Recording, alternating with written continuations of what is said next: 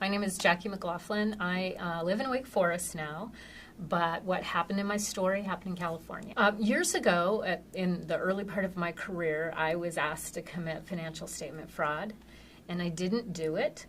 And the reality is that although in school you're taught to just leave that job, oftentimes you have obligations which prevent you from just quitting. And so my story is one in which I was asked to do something that was wrong and illegal, and there was a lot of pressure put on me to do that, and I didn't do it. And it's the story, I think, is how I didn't do it, and I kept my job.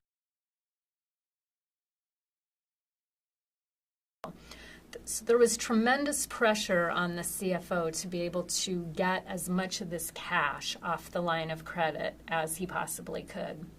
And he wanted me to understate the reserve for obsolete inventory and understate the allowance for doubtful accounts.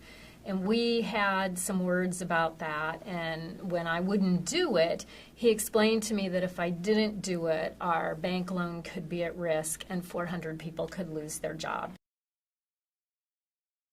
My initial reaction, oddly enough, was never, I'm going to do this. My initial reaction was, I can't do this. I don't want to do this. It's not right to do this. I have a mortgage to pay. My husband had just started a business. I needed this job. So how could I make the bank whole, keep my job, and not do something that was wrong? I did have a lot of fear. I had a lot of anxiety. I kept in my head the thought that I didn't create this problem. So even when they were pressuring me with 400 of your fellow employees can lose their jobs, I knew I didn't create this problem. It wasn't because of me that 400 people might lose their jobs. I had an obligation to myself to do the right thing, and however the consequences played out, they played out, and I couldn't worry about that. So, but I'm not going to say it was easy. There was tremendous fear and anxiety and pressure. Even when I met with the auditors and I came clean with the auditors, there was still tremendous fear and anxiety that it would come out that I was the one who led the auditors down this road.